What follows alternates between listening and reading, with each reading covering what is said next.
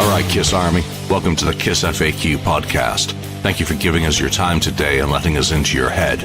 I hope we don't do any damage. We're just a bunch of Kiss fans and we talk Kiss. So come along for the ride. You've got nothing to lose.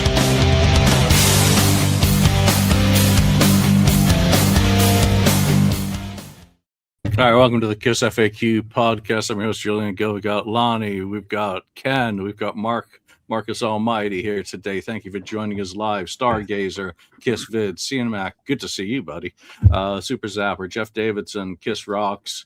Who am I missing? Hopefully no one, but thank you for joining us live. And if you're joining us later, tune in with your comments or chime in with your comments as well, wherever you listen to the show. News for the week. Let's get it over with. Merchandise drop. Beth. I guess everyone saw that coming, and this time at least the gender of the model was obvious to me. It should have been obvious last time, so that's a ladies raglan on the top right there. Jean jacket, as I mocked in my little monologue on the merchandise, will go well with your fanny pack and your Pumas, and of course the trash bag and the single with the Italian cover. And as I moaned about, they should have done the misprint with Beef. That would have been funny. I'm not a big fan of that cover. Thoughts on the merchandise, Lonnie? How much money did you throw at them? Zero. But I do like the fact that you can buy the single just as the single, and you don't have to buy a package deal with it. But what's the deal with the trash bag? Beth, Kiss, Smash. It sounds like a caveman. Incredible Beth, Hulk. Green. Beth, Kiss, Smash. What the hell is that? It's the Beth Hulk. It's the Beth Hulk. And it's green. Beth Hulk. Beth Smash Kiss. So that's a big no for you. Let's go for the man who often buys this stuff. Ken. Who? Who? You know who. Why is it a jean jacket and it has Peter on it? I don't understand. Anyway. Oh my God, that's actually witty, hilarious. Well, the single joke. It looks cool here, but I don't know if that color looks. I'd be surprised if it looks that good. Because that looks pretty good right there, actually. But I have the vinyl, remember the vinyl box set came out how many years ago now? And like 12. I have all that. And it might be the exact same plate or whatever you want to call it to press those. So I don't know. It doesn't make sense to get another one of those. I already have all those singles. So I'm done with those for now. Anaheim's imminent anyway, and who knows what the rest of the year holds. Mark, you seldom purchase any of this crap, so your thoughts on this as an independent music provider who does, have an interest in merch to go with your brand. What do you think of those items? Well, I'll echo Lonnie in the fact that it's great now to be able to buy these things individually instead of having to be. Lonnie, you get messages. I know. Sorry. Yeah. Other than that, I mean, none of them are of any real interest. It has the same bad, Detroit Rock City on there, blah blah. So I'm not really interested in that. I already have a 45 with those things on there, anyways. But giving more options for people to buy. I mean, there's lots of people in the collecting circles that might find these things interesting. I know for some people, money is no object, so maybe the jean jacket will be something that they like. Like you guys, I don't know what the deal is with that garbage can bag or whatever the hell that thing is, but shopping bag. The wording thing is a little odd because it does come across as very Incredible Hulkish, green.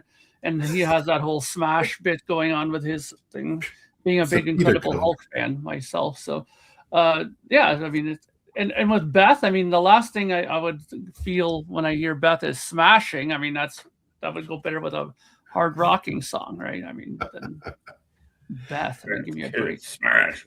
Should have made a frisbee. So the tote bag is based on this trade ad from September the 4th, 1976, in conjunction with the release of the single. Okay. And they just took that type and slapped it on a tote bag. And Julian educates us. No, yes. I haven't deleted the graphic yet, so it's still available. All right, so they finished the cycle celebrating the 50th. We hope they finished the cycle celebrating the 50th. Let's get to the next cycle. Destroyer. They've released 4 of these singles. Obviously, Flaming Youth Shouted Out Loud based on the Dutch cover. Flaming Youth was Utes. What am I in? Two Utes. Yeah, the 2 Utes was from the Japan sleeve overlay and German Detroit Rock City and Italian Beth. I'm not a big fan how you've got Flaming Youth and Beth with the same design in essence. But I can't think of anything as an alternate. I can't remember if they ever even reissued the US picture sleeve for that matter. Because I just don't pay attention to that stuff anymore. But out of all 4 of those, is there one that you find particularly appealing as well done? Mark, go back to you for any of those. Well, I think logically, I think the actual Destroyer cover is the one that works because it's promoting that cycle. I mean, I love the first album imagery, but it just gets confusing because you're thinking, well, why are they showing that? Or even the other one there, that sort of other first album imagery, that one with the Detroit Rock City yellow cover there. That's, I don't know. I think the best one that goes with it is the Destroyer cover, to be honest. Yeah, I mean, both of the other ones are mismatched with. Yeah. Those look like Rayanne shots, I think, on the Detroit Rock City, and of course, just the album cover outtake. Ken, any of those catch your fancy? As better as one that you say, ooh, that's really cool. Not really. I mean, I remember there was a Shouted Out Loud just a number of years back single. Yeah. That came out based on the Danish cover. Yeah. Right. That was a good one. So I don't know. They're all okay. I don't have a favorite or anything for these. All right, Lonnie. I guess it's the Beth one. The Beth one looks the best out of the 4. I mean, but at the same time, again, like none of us ordered any of them. It's not like I'm overly excited about any of them. So the Beth one looks the best, but I for the completionists of the Kiss fans that had to have them, I'm sure they're great. All right, Ken, you dropped a video this week, another episode or an installment in your Vinyl Minute series. Why don't you tell the people about that? Well, it's about the Music from the Elder vinyl, and I pull out some of the copies I have, going from the beginning to the most recent stuff, and talk a little bit about that album. So yeah, it's out there. It's about almost a half an hour long. So it's not minutes, it's minutes. It's approaching hours. No, but it's out there if you want to see it. Yeah. So do you have a favorite pressing? I haven't listened to the episode yet because I'm really busy. But if you have a go-to Elder copy that when you're in that mood that you go for, what would it be? Right now, the clear one, the clear half speed mastered, it sounds really, really good. And it's the proper sequence or original. I don't know what you can say proper, but the intended sequence of songs, the order. So I would say that one for now. What about the other guys? Mark, do you have a go-to Elder, either LP or some other format that when that mood for Ezra and Torture takes you go for? Yes, and that happens so often. I think that for me, the pressing that I like is probably my US copy, my first US pressing. But I mean, I did listen to the clear one. I did get it recently, as I showed you guys, and Ken said I should definitely take a listen to it, and I did, and it's really good. It's good. I think not the problem, but I think the reasoning why I picked the US one is because I'm just so used to listening to that particular one. I've had it for so long, and whenever I listen to it, I always listen to that one. So I'm so used to that one. It's not like a gigantic difference sonically. There's some things here and there where it's a little bit more, fuller on the bottom end on the US one, and the other one's a little, more clear and shiny, or a bit more top end wise. But that's being nitpicky and, the nose up audiophile kind of approach. So Craig or Lonnie, do you have gas? not yet. Not currently. But I don't know. I go to the 40th anniversary, 2014 repressing is probably the one I reach for if I'm in the mood for the other.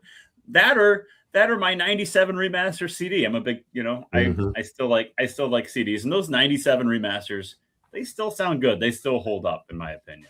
Those CDs do. So one of those two if I'm in an elder mood. Yeah, that's an interesting thing, that there's not really a whole lot in terms of Sonics that wasn't covered in 1997 with that remaster. My listening copy is still based on the Japanese 86 CD, which was a different master than the US ones. But in recent years, I did get a couple of in-house cassettes of the mix. So it's nice just to be able to listen to a digital rip of that analog tape without the mastering that was then laid on top of it for the Japanese release. It's identical to the Japanese release in terms of its sonic fingerprint. But, that one gives me a little bit more flexibility for, I guess, maybe a true listen to the album. But to be perfectly honest, I haven't listened to The Elder in quite a bit. All right, Time Machine. Today's episode is the Time Machine. The idea behind this was just spin the clock back 10 years and see what was going on in people's lives on the message board, or to any point in time that they chose to spin that wheel back in time, if they were able to get on the FAQ. Sorry, Mark, technical issues this week. So you'll just have to hop in on the topics as they come along anyway. Yeah. But you know what? We're KISS podcasters. We can pontificate at the drop of a hat, can't we? So absolutely. One of the first things to go back to 2016 with was the Freedom to Rock tour. And I asked everyone before we went on the air, I'm still going to ask you, what do you recall about the Freedom of Rock tour when they went out on the road with the Dead Daisies, Caleb Johnson? Wonder what happened to him. Has he won a Grammy yet, or a platinum album? But they were doing, their basic set was Detroit, Deuce, Shout It Loud, Creatures, I Love It Loud, Flaming Youth. So Flaming Youth, God of Thunder, Psycho Circus, Shock Me, Cold Gin, Lick It Up, War Machine, Love Gun, Black Diamond, Beth, and when they were north of the border, they were actually doing Oh Canada. I Was Made for Loving You and Rock and Roll All Night. So just a standard greatest hit set during that time. Anyone catch the tour or got any thoughts on Freedom to Rock? Lonnie, we'll get this over with quickly. No, I missed the Freedom to Rock tour. They did a lot of shows in the Midwest, but I think I was generally surprised that they were touring in 2016. I think it kind of caught a lot of us off guard when they announced that tour.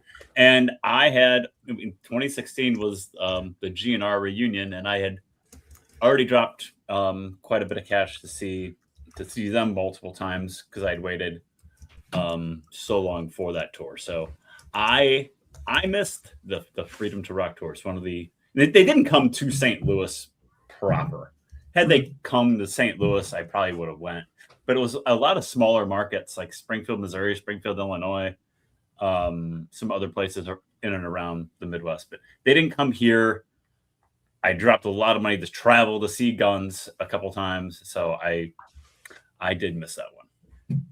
Yeah, I'm just looking at the stats from that tour. I Was Made for Loving You, they only did the one time. Of course, the one date that I clicked on, but Calling Dr. Love was a rare one on that tour. 100,000 Years was an oddity, only cropped up twice. Strutter 3 times. And Do You Love Me 21 times. Ken, any memories of the Freedom to Rock? Well, I didn't see anything for that tour. I didn't see them. They didn't come anywhere near I don't even remember them. Yeah, I was going to say, I don't even remember them coming in the area. So that's probably a good reason why I didn't go.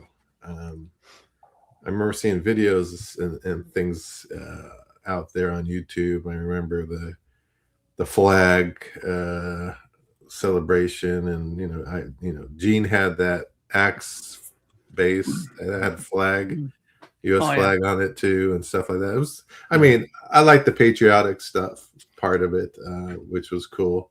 It would have worked better on an anniversary of like this year or something, but it's it was still cool. Yeah, it's kind of tough to celebrate a tour that none of us went to, Mark. Well, I didn't go to it, but I do have a good memory based around it, in the fact that if you remember when they did that very first podcasters convention in Nashville, that me and Julian and Lonnie went to. Julian had brought with him a bunch of his books, and he did this run of these individual chapters in these small books. And I remember I picked up the Freedom to Rock individual chapter, and I thought it was really cool to have that. So that's my one fond memory of that actual tour, is picking up that book and reading it in the hotel room and on the way back home. Because Julian always makes these excellent books that's good to read. And a small convenient sized one for that chapter was just what the doctor ordered for the flight home. Thanks, Mark. I don't have any of those myself anymore, and I've gone the completely different direction by doing huge books now focused to single tours. So, boy, I didn't get to see any of those shows either. I mean, my one memory of the Freedom to Rock tour is that's the year that Kiss finally played Lake Minnetonka. I remember they did that benefit show or something. It was an unmasked charity fundraiser in Minnesota, which again, that's really the only thing that they did at the time. It was like, why are they not touring? Why are they really just focusing on these smaller runs? But one of the topics to pop up at that time was Paul's voice, and it was, again, Paul's voice has been an issue on the FAQ for many years.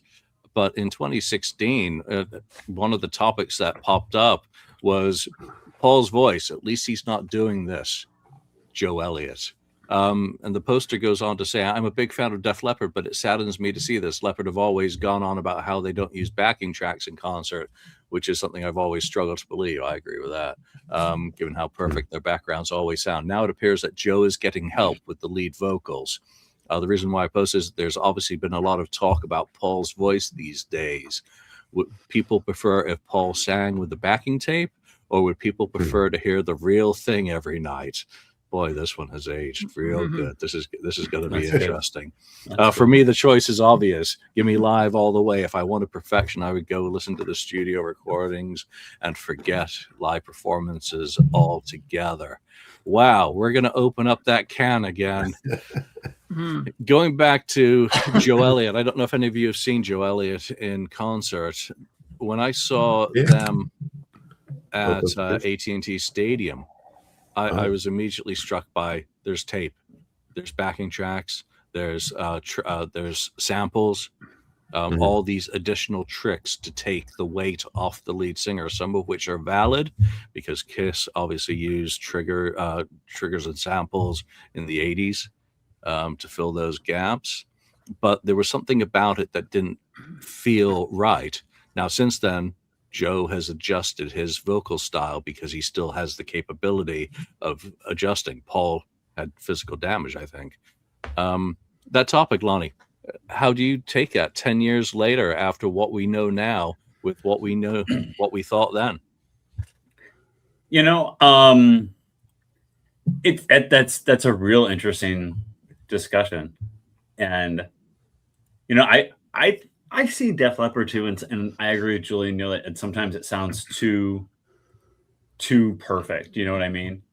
But and then Kiss sounds like the way they did in 16, and then we get Kiss the way they sounded in 19 when they did the End of the Road. That's a show in of itself, talking about backing tracks. But I think that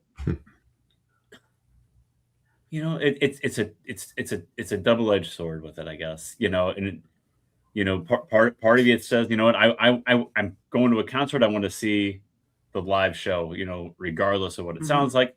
But at the same time, there is the argument, and we talked about it a lot during the End of the Road tour, that, well, it does it make the concert experience better that you're not like, oh, at something at different parts of the show.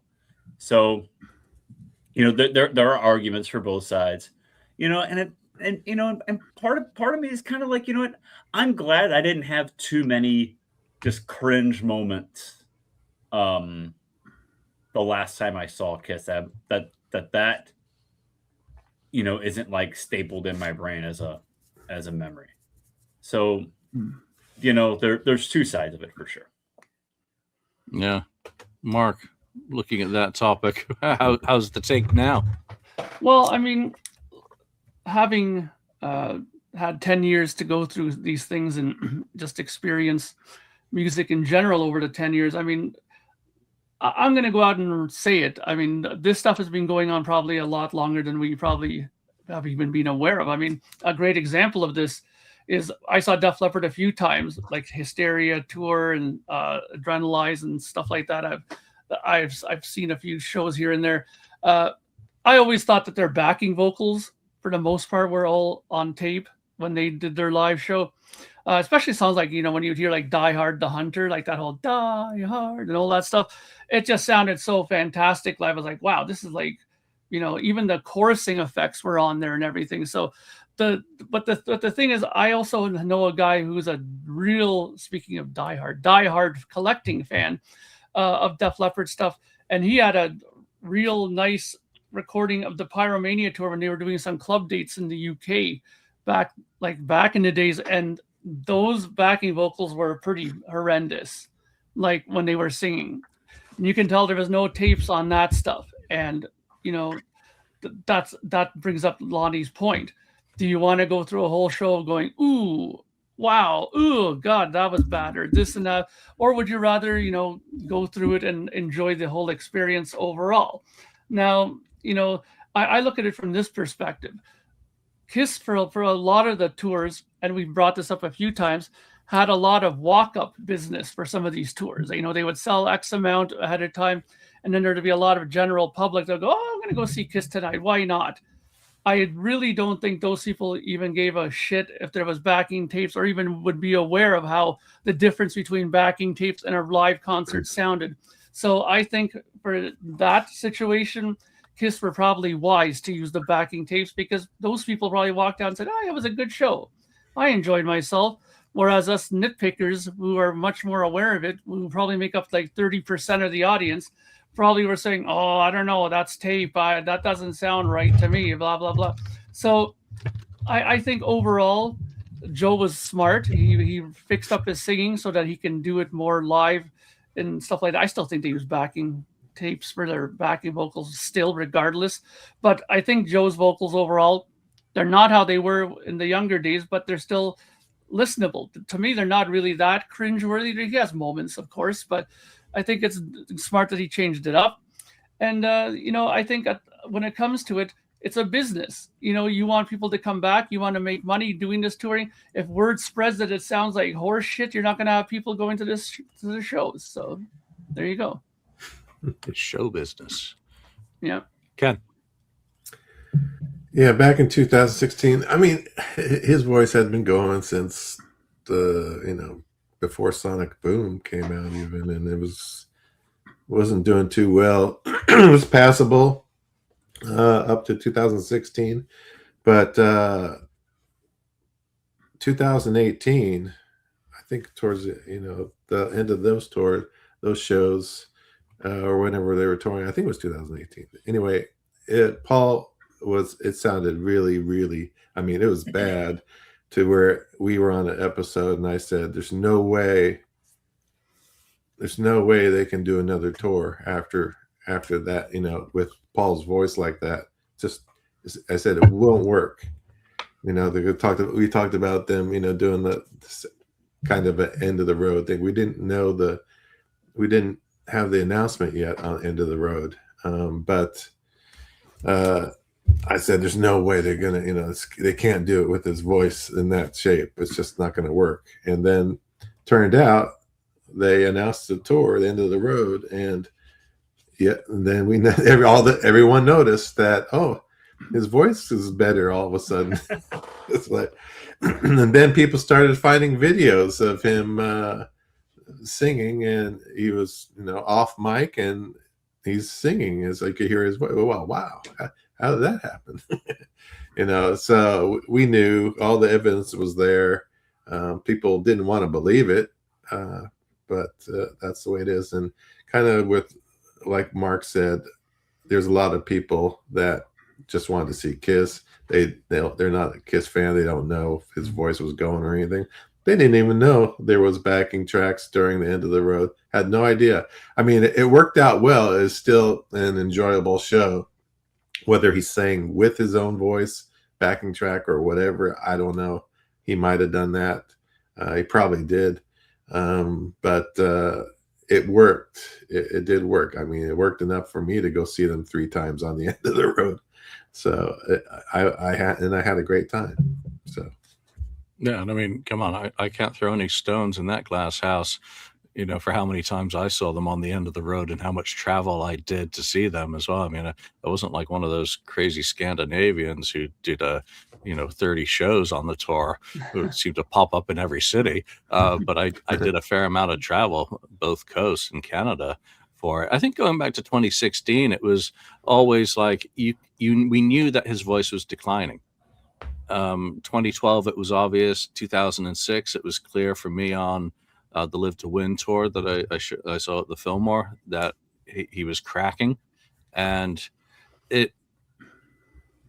it's hard to go back in time and wonder what I was actually thinking, because again, we knew from Gary Corbett that tapes had been used and were triggered to help fatten the sound, but it was more about fattening the sound and filling a void rather than band-aiding the lead singer's broken instrument, which are a couple of completely different paradigms. I think overall, Kiss fans became very accepting in that they wanted to experience the show and continue to experience the show, and they were going to have a high level of tolerance, particularly with some of the tricks that were pulled during End of the Road, right down to pure Memorex, because there were definitely areas where he was off mic.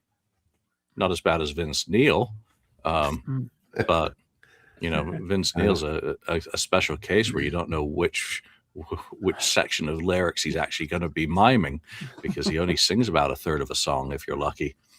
So it was a very weird thing. But again, we had another 7 years of it after the fact. I skipped the Def Leppard and Kiss tour because I didn't want to see my 2 favorite bands. Really? Like that. You didn't go to that? I did not go to that. I did not want to hear Joe. I saw it right here. Yeah. And I didn't want shortened sets from either of those bands either. Well, yeah. Because while it had been tolerable for Aerosmith, I mean, my number 2, in some ways. So it was weird looking back at it. Where is he? We actually have a topic from this guy I dragged up from 2016 as well. Let's jump into that one before I forget or he leaves.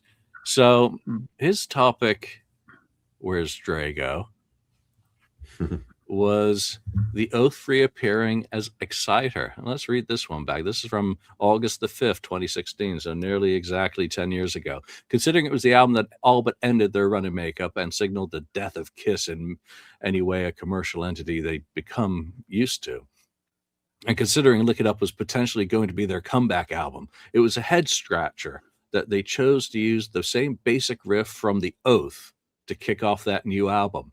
Or perhaps it simply shows the potential the Elder period actually did have if they hadn't muddied the waters with the concept. Mark, get us started on that. Exciter reimagining The Oath? Was it an attempt to rehabilitate the Elder, or what? Wow. I mean, I kind of find that a little bit of a stretch, although I love Drago. He's a good guy. He's a important member of the Project Gemini family. But when I think of the Oath, I don't. The Exciter doesn't immediately come to mind. Maybe it's just because when I think Exciter, I think of that huge flanging effect, that when he's playing that opening riff. I just think of that. Whereas I think when I hear the Oath, it's more of a metalish riff.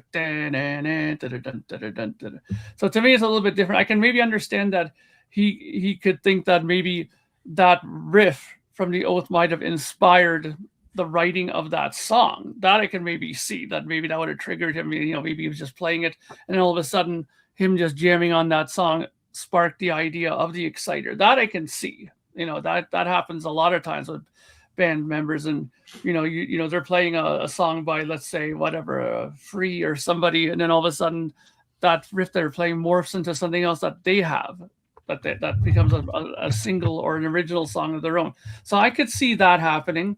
But a direct comparison to it, I don't really hear it that closely. Yeah, Lonnie. Yeah, I'm kind of with Mark. I really don't hear it that closely. I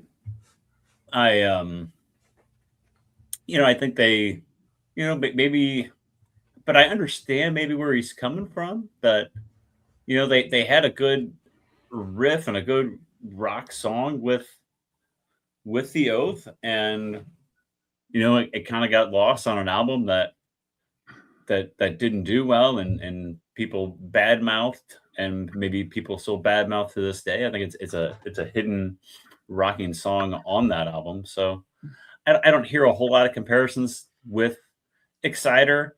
I mean, two songs that are a kick in the ass to start an album because the Oath was originally the first track on the Elder, but I can see the comparisons in that, but I don't hear a whole lot of comparisons really in the riff. But it is a good comparison though, as a really punch in the face type song, but to start an album. But I don't necessarily hear the comparisons between the two. Okay.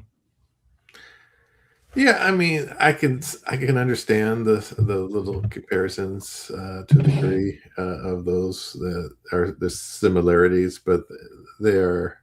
I don't go out and say, "Oh, that one sounds like that," at all. Really, there are little bits of similarities in there.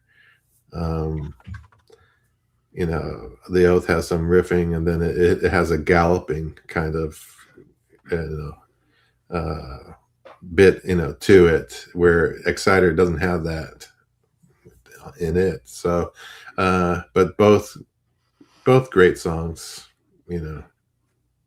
both just great songs. I don't know, even saying, was it Exciter kind of saying that, you could go back and the Elder is that good, and it's good. It is good. I like it, but it's not all rocking, like Lick It Up is as an album.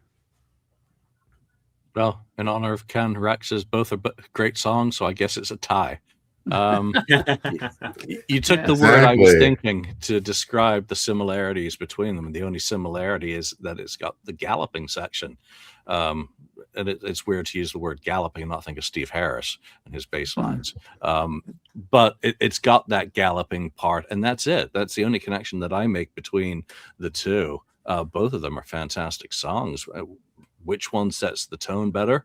Probably Exciter, in that the album lives up to the tone that it sets, rather than the Elder, which in the jumbled order that was released, it's kind of, it's more like being dragged over speed bumps in a garbage can, because there are high points like Under the Rose and Dark Light and smooth parts like all A World Without Heroes and Only You, but it's very uneven, shall we say, in terms of its tone and pacing, unlike Lick It Up, which is they stick their foot on the floor and off they go, and then you get to the end of the album. So I'll take Exciter in that context, but I will never forget the importance of the Oath to me with that first single, my first collectible, and all that. Where's Drago?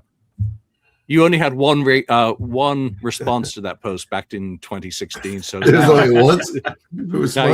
Now you've had a bunch more. So thank you for the effort.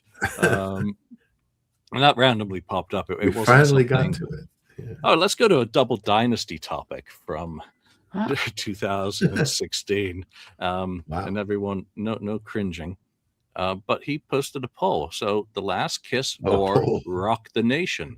So 2 videos. One's originals and one's not. Which one of those videos do you find better and why, Lonnie?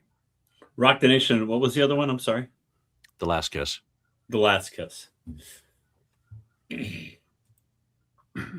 While Rock the Nation is good and I enjoy the different set lists from Rock the Nation, I'm going with The Last Kiss. I think that show featuring the original 4 is really good, and it's something I go back and listen to more frequently than I do, a lot of other things. I think the band release, I mean, as much as the farewell tour kind of gets, people kind of say, oh, they were, the band was falling apart during the farewell tour and they didn't sound as good as they did on the reunion tour. I think that show from the farewell tour is very good and a very good representation of that original reunited lineup. I think I enjoy that more, and I guess maybe it's because I have a softer spot for the original 4 too. But the Rock the Nation's good though. Don't get me wrong. I think the band sounded really good on that tour, and they were re-energized with Tommy and Eric in the band. But for me, it's The Last Kiss. I'm going with that with Ace and Peter. Nice. Mark, what about you? Well, I think I'm going to go with Rock the Nation, mainly because I saw a lot of shows during the original reunion run. Like I saw them when they did the first run, then I saw the Lost Cities tour, and then I saw I think another one as well. I don't remember where it was, but I didn't get to see the actual farewell tour stuff because at that point I had kind of just those couple of shows left a bad taste in my mouth because they were getting really sloppy and it just wasn't something that was catching my attention as much as when they first came back. Like when they did that first show in Toronto, when they first did the reunion, I thought it was fantastic. They played really well. Was it perfect? No, probably not perfect, but it had a real good vibe to it. The energy in the air was really good. It was really exciting. Then they did the Lost Cities, and it already was starting to show signs of, stuff happening. I've told that story 1,000 times where that was the show where Ace fell over on stage and Gene was so fed up with him already. He signaled the roadie to not even bother to pick him up, just left him there till the end of the song. And you could already feel the stress in the air already then. So I didn't bother going to that show. And I'd seen a bunch of clips from that too, and it wasn't too good, but I thought the Rock the Nation tour was really good. I mean, Lonnie brought up that he had some interesting songs brought up on that set list too. So that kind of made it a bit more interesting for me. Like they were playing material that it wasn't played 100,000 times already. And I'm a big fan of, Eric Singer, on drums for the band. So that was a big thing as well. And I never had an issue with Thayer on guitar. So I just kind of clicked in more with that era of the band a lot more than the outgoing farewell tour. Ken? For me, they each have their own, good stuff. So it's a tie. It's a tie. Yeah, it's a tie.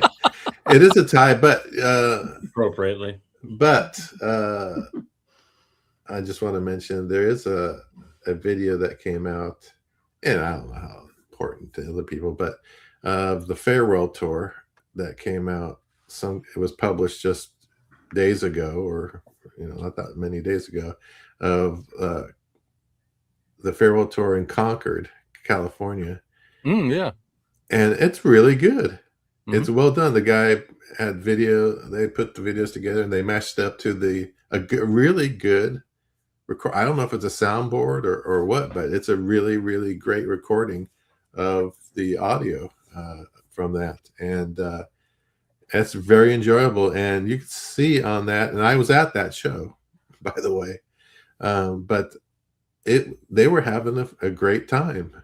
You could see they were all in good spirits, and they played well. It was one of the better shows from that tour. They were on it. Though Gene did, I think, flub the lyrics to "Let Me Go Rock and Roll" or something. Gene is Gene. As Gene, he does that bit, which is fine. You know, it's kind of funny. He's looking over at Paul. He's singing. The camera's on it, and he's like kind of mumbling, and Paul is singing it, and he looks over at him, and then he gets back in, in line, and gets the lyrics right finally. So yeah, but it was a really, really good. It's out there on YouTube. I'm grabbing the link. Concord right 2000 Live Kiss. I don't know what the actual title is. It's in the comments. Okay, Julian put a link, but it's a really enjoyable show. So check it out. Yeah. So 2 things on this. Number one, to a certain extent, I agree with Mark about Rock the Nation and the reinvigoration of the band and the opening up of the set list, which they certainly did on the Rock the Nation tour. And, we've waxed poetic about that numerous times. My problem is that it's unwatchable with the editing. And that's my criticism of Rock the Nation, and why I could never select that is simply because it's absolute seizure-inducing crap. So again, I wouldn't mind if that was really. Yeah, exactly. That and simply the same problems and the same person to blame for them. So the pay-per-view, there's a couple different versions of it, from Raw to the one that was on Kissology. I actually find enjoyable for the shows that I saw on that reunion farewell were perfectly fine. And again, on some of them I was blinded by backstage, on others I was blinded by front row, and that does change your perception of the memory of the event, that you remember more that it was great because you were front row, or that you were backstage watching Gene walk around with a bowl of dessert, eating it without a spoon. Shit like that. So it colors your opinion somewhat. But the pay-per-view I've actually gone back and watched in recent months, and I don't have a problem with it. So I'll pick that one. But I'll also check out that video, Ken, because I want to see how it sounds and how it jogs memories, perhaps. So we've got one more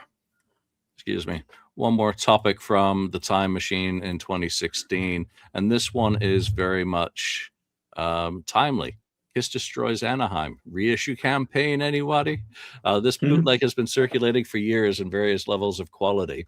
I've never bought one because I never knew exactly what I was going to get for my money.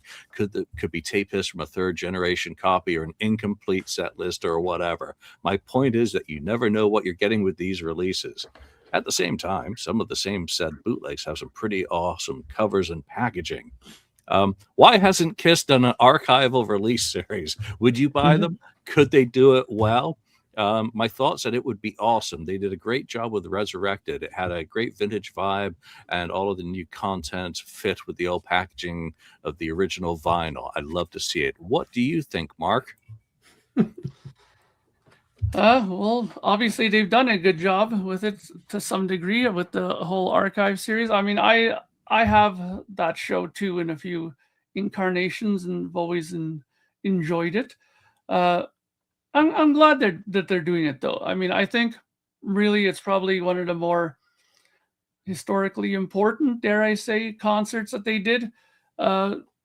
And I think that they performed well. I think it was a good idea, and I am glad that they did that, because there is a lot of stuff in the archives that needs to be, properly fixed up and put out for us diehard fans to enjoy in as much professional quality as possible. And nowadays, with the technology that we have, it can be done, pretty well to make it look very well done. Almost, dare I say, make it look like it was done yesterday. So the quality is pretty good now. with the technology. So I'm happy that they do it. You know, and it is interesting hearing that kind of a comment from, like, you know, 10 years ago, not having done anything really at that point to what we have now. So yeah, I think it's a good idea. I think they've done pretty well so far. And I am actually, for the first time in a long time, actually looking forward to getting something from Kiss in the mail. So I can't wait till we get this. Yeah, that was more the point. I'm glad you covered it at the end, because it's like, how are they doing with that hope from 2016 expressed by that poster? Who was Peter Christmas? Did I ban him? I can't remember. There's a good chance. There's a good chance. You know, we've had that run of off the soundboards, which again don't assuage all of those criticisms about not knowing what you're going to get in terms of hiss and, you know, edits. Again, that was a problem on the. Oh wait, no, they didn't release that one. Sorry, Lonnie, your thoughts on that? You know, I think, you know, it's exciting that we're going to get a, you know, an official Anaheim release. You know, we talked about that, and that is really exciting. It's something that I think we're all looking forward to. You know, at the same time, and Julian mentioned the off the soundboards, I think they've done a decent job of releasing some of these archives. I think that it could have been better. I think, you know, people were, you know, disappointed with some of this original packaging and this and that. But, you know, if moving forward, if this Anaheim show really does better than some of the off the soundboards, you know, maybe I think off the soundboards continue in a different vein and they don't call it off the soundboards anymore, and we get more releases in the vein of this Anaheim show, and that might make, you know, the Kiss fans happier, and maybe we're I know that's funny, but maybe we get more staple shows like this Anaheim show. Like, you know, we've been getting some, oh, well, this Poughkeepsie show is cool because Mark St. John is on here, you know, and it's kind of just a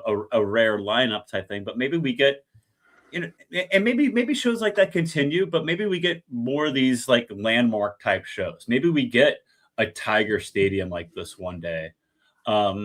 Maybe we get a, you know, I don't know, maybe some kind of Houston 77 treatment of this, you know, maybe next year. I don't know. I'm just spitballing, but it's exciting. Palladium 80 for sure.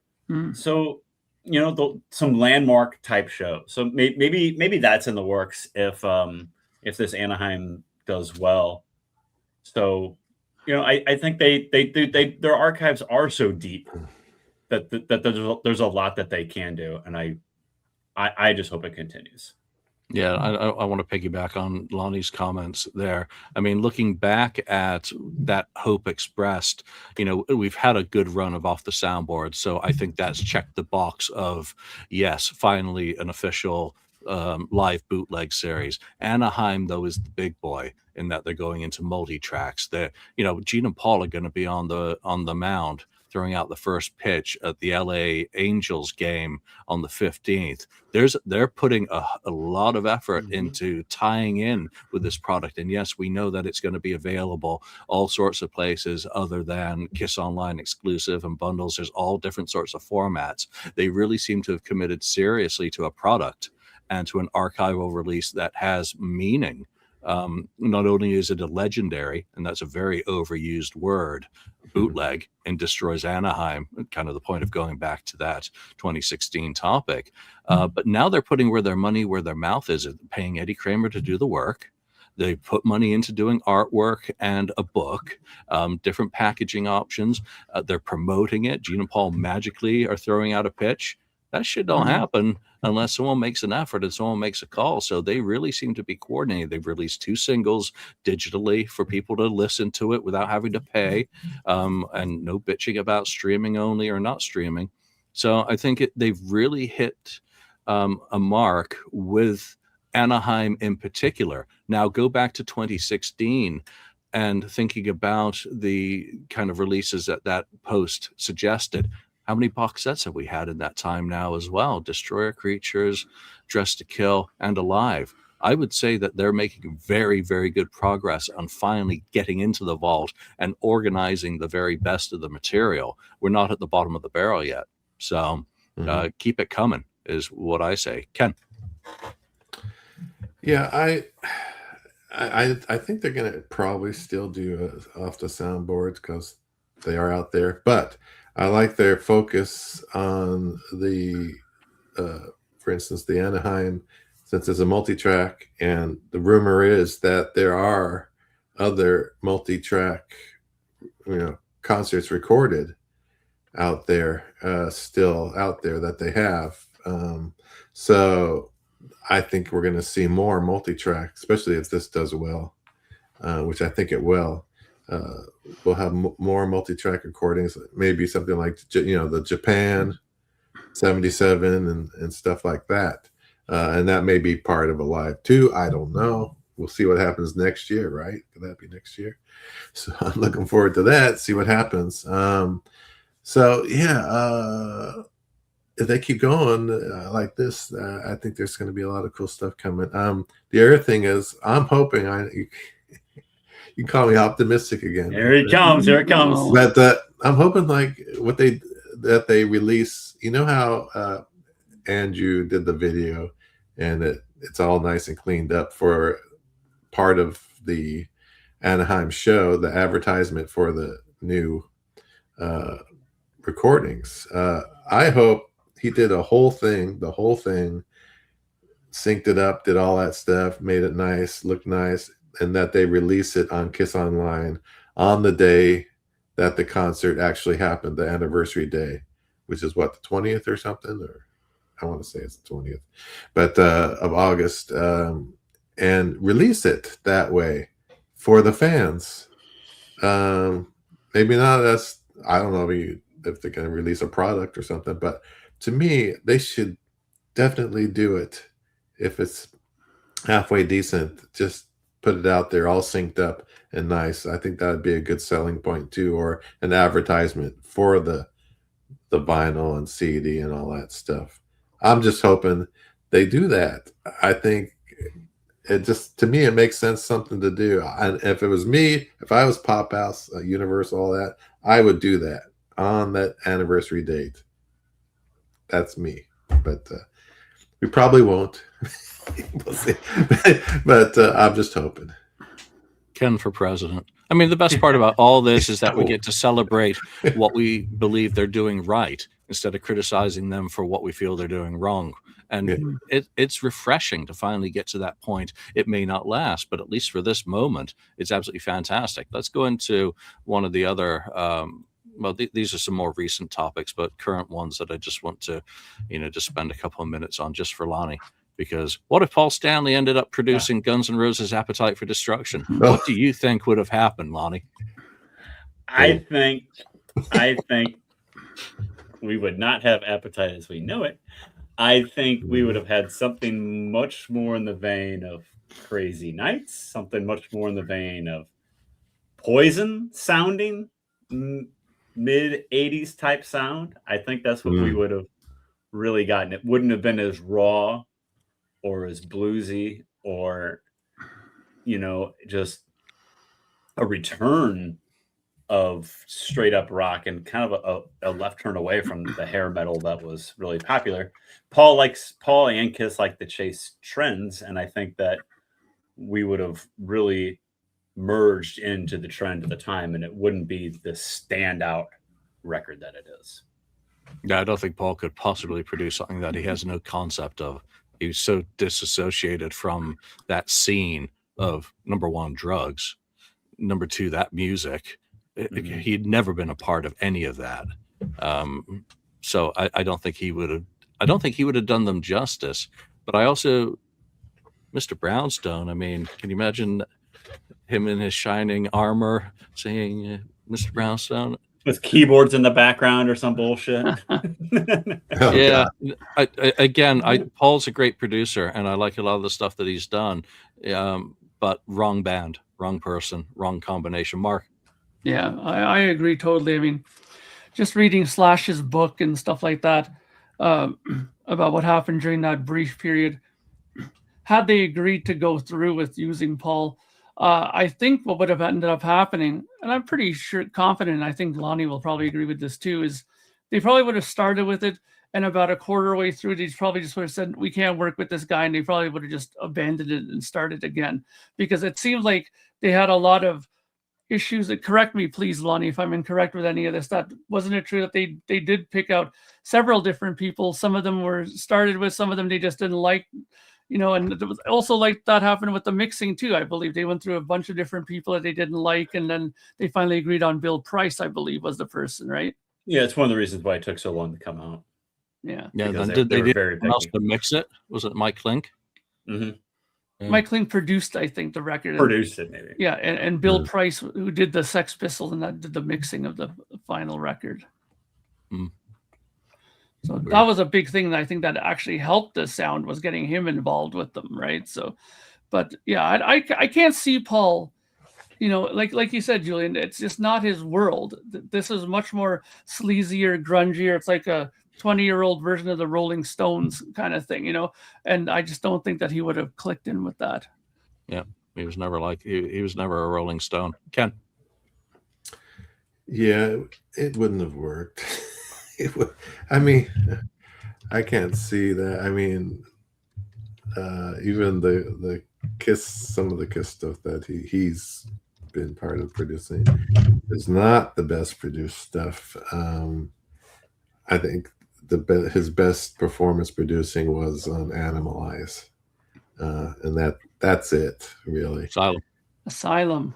I think I like the sound of Asylum. I like the sound of Animalize better than Asylum. Something about Asylum, production wise, I don't like. But anyway, I mean, it's not horrible, but it's not Monster or something. But yeah, I don't think that he would have been the right guy, obviously, and they made the right choice in what they did. All right, there we are. That's enough topics from the time machine for this week. Next week, we've got a real topic, by the way, and everyone's going to have to do some preparation, or they're going to need some preparation H after doing that preparation, perhaps, because you're going to have to tune in and see what next week's topic is. Is it induce itch? Oh boy. So, oh boy, that's the operative. But for now, I want to thank everyone who's taking the time to chime in with their comments during this episode. It's really a great part of the show to have those comments flying by as we go and be able to pick and choose some of which to put up on the board. If you're watching this after the fact, chime with your comments, because I'll do the feedback loop next week, and you'll get your platform then on any of the videos that we release. Again, we're not going to fight with you for your opinions or insult you. It's fun to get those other sides of the coin represented in a fun fan community type way. But that's it for now. What's your thoughts on all the topics that we've dug up from the old message board? Chime in wherever you listen or watch this episode. But for now, from Lonnie, from Ken, Mark, and myself, thanks for joining us, and we'll see you next time.